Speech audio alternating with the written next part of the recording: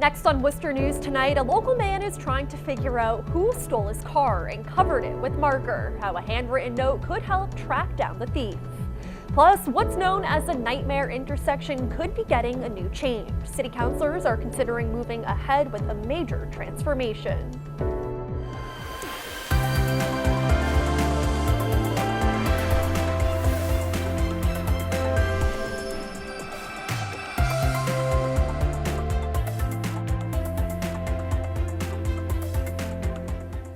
Good evening and thanks for joining us. I'm Olivia Lemon. The heat moves out and storms move in. Downpours and thunderstorms are expected to hit the area this evening. We could even see flooding on the roads and gusty winds tonight. Let's get a first check of our forecast with meteorologist Pamela Gardner.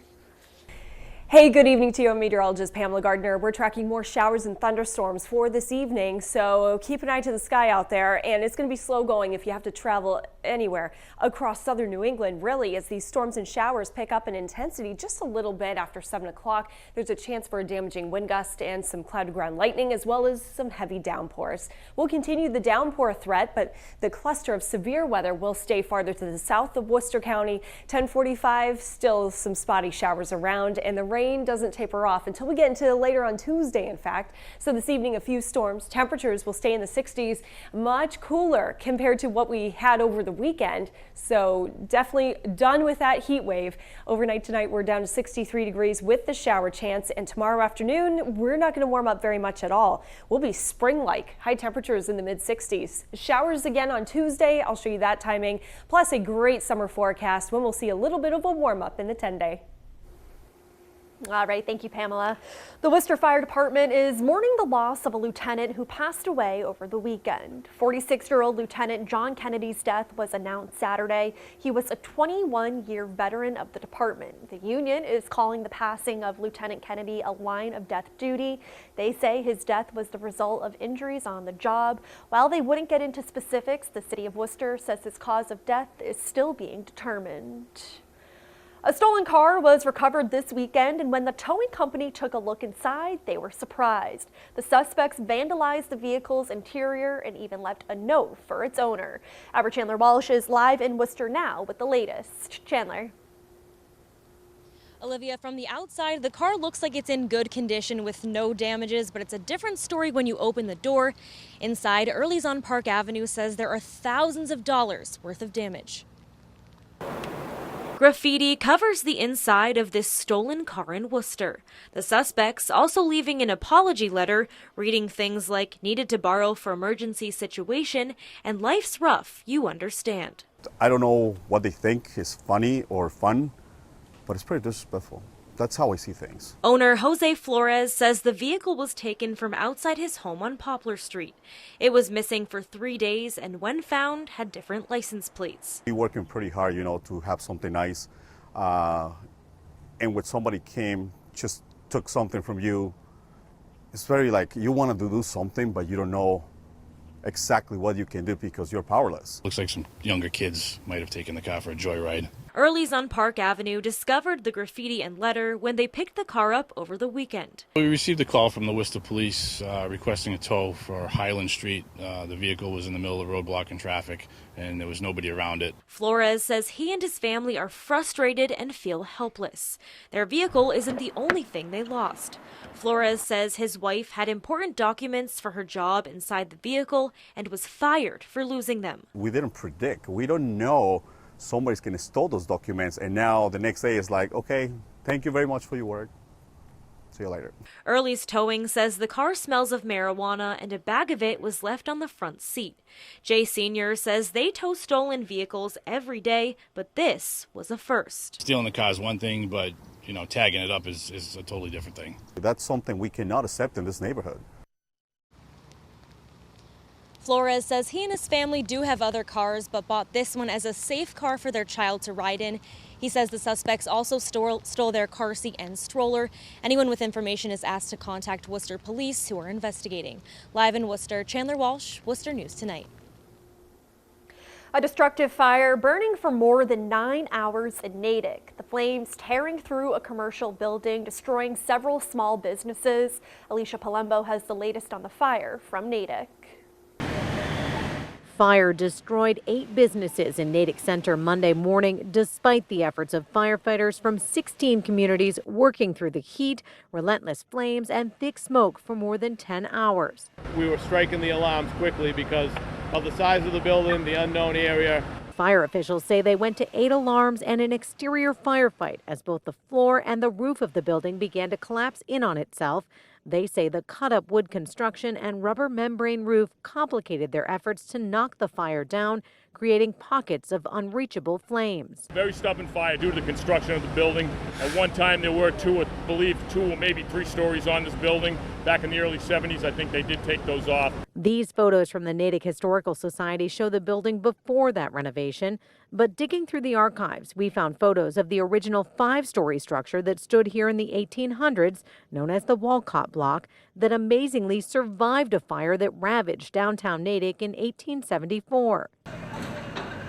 This time, the building has been deemed a total loss. It's always sad when you see a piece of your town destroyed, especially by fire. I just think it's devastating for the town and everybody that lost so much from this.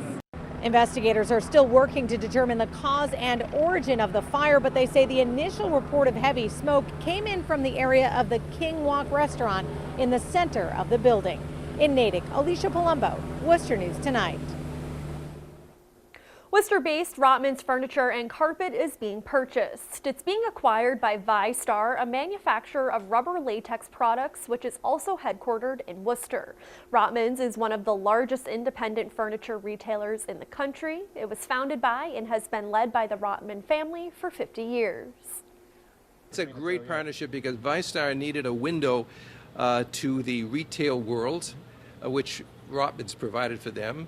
And Vystar provided for Rotmans greater access to capital and to technology, services, and programs outside of our own sphere, which would allow us to grow and progress and actually become even more competitive than we are at this moment. And the new management says the transaction will not impact Rotman's store name or business practices. The Douglas Police Department is asking for the public's help identifying a suspect. This is a surveillance photo of the man they say may be involved in breaking into vehicles on Saturday night. The suspect was shirtless, wearing shorts, and has several tattoos. If you have any information, you are asked to contact Douglas Police. People who live by Worcester Shore Drive intersection say it's a nightmare, but the city has plans to change it. City Council will vote Tuesday to move forward with reconfigurations to the intersection. This would connect Shore Drive and Drummond Ave in a straight line and install a stoplight. The Dogfather's Peter Coyote says he's concerned how the changes to traffic may affect his food truck, but says they make sense. The more people that are sitting here looking at us, the more people might think, well, I'll get a hot dog. So for us, it's not too big a deal, but I avoid this side of the city when I'm not at work. I will not come through here because I know that the traffic always gets backed up. And the city says the current intersection has major traffic flow issues. MassDOT will construct the $2.3 million project with state and federal funds. Residents are asked to stay out of Coes Reservoir Tuesday. A contractor is applying copper sulfate to control algae growth in the water. Worcester's DPW says they are asking everyone to stay out of the water, to not boat or fish, and keep pets out of the water. The reservoir is scheduled to open the next day. The application of copper sulfate is coordinated with the Natick Brook Watershed Association and approved by the Worcester Conservation Commission. MassWildlife is looking at the possibility of banning coyote hunting contests. The events are organized by privately run entities with incentives of killing coyotes for a prize. The MassWildlife Board agreed in a public hearing last week to review the recommendations regarding coyote hunting contest. It is legal to hunt coyote in Massachusetts, and hunting contests are not illegal, but MassWildlife wants to prohibit them because of recent public concern. We went through this public listening process, and now we have proposed regulations to the Fish and Wildlife Board, banning the contests for coyotes and other fur bearers, passing a wanton waste regulation, and changing the check-in requirements for fox and coyote. The board voted to go to public hearing. So that public hearing has yet to be scheduled, but at that point, the public would be able to provide comment to the board regarding this, and then at a later meeting, it would go to a vote as to whether or not to adopt the regulations. Other states have prohibited coyote hunting contests. There are regulations in California and Arizona. Vermont and New Mexico also passed legislation to ban contests. The new owner of the long vacant Mission Chapel on Summer Street has negotiated a tax relief deal with the city of Worcester. The tax increment exemption plan will provide the owner with a property tax savings of about $83,000 over the 8 years of the deal. This is about $10,000 a year. The city assessor projects the value of the property will increase to more than $1 million when the $4 million project is complete.